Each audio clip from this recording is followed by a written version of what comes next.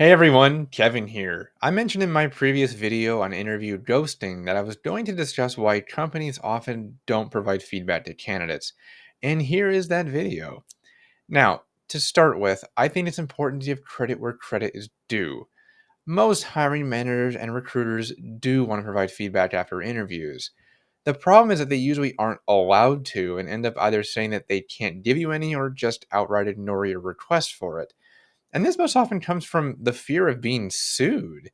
In the United States, we know that it's illegal to make hiring decisions based on someone's race, gender, age, sexual orientation, or disability.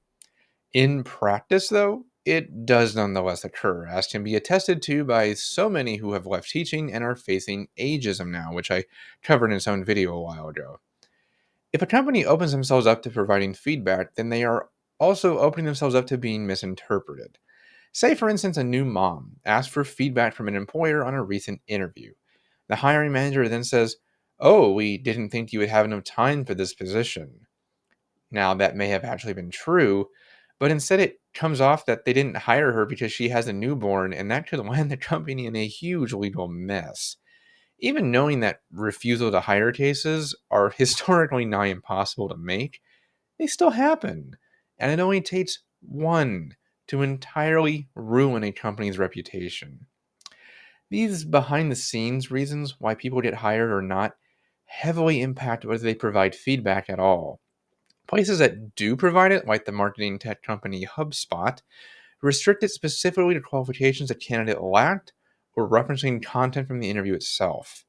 Becky McCullough, who leads the recruiting and talent division of that company, used the example of, quote, "It sounds like you have a really good approach to how you influence stakeholders and build relationships, but your attention to detail in structuring project plans was lacking. This is a to the point, professionally worded, and generally helpful bit of feedback moving forward. The candidate could really take that to heart, obtain the missing certification, and possibly get hired someplace else." That's ultimately why so many candidates are frustrated by the near complete lack of feedback these days, even when it would be helpful in this way. And I know so many people on LinkedIn right now are prepared to disagree with me because they would argue that feedback just can't be used outside of that one company on other applications. For instance, James Hudson says, "These people spend 45 minutes with you. How can they possibly offer you anything of value? You could go through exactly the same process a month later with exactly the same company and get a different outcome. Many hiring decisions aren't based on objective criteria, but personal preference." And I think this is a bit of a limiting perspective, though, because, like the example I gave earlier, feedback relating to specific skills or the interview itself can have its uses. Maybe getting feedback wouldn't be overly helpful because company A's feedback might not be applicable to company B, because let's face it, interviews sometimes amount to popularity contests, but totally ignoring commentary that might help someone secure a job is just unwise. Now, that being said, I should add a caveat here.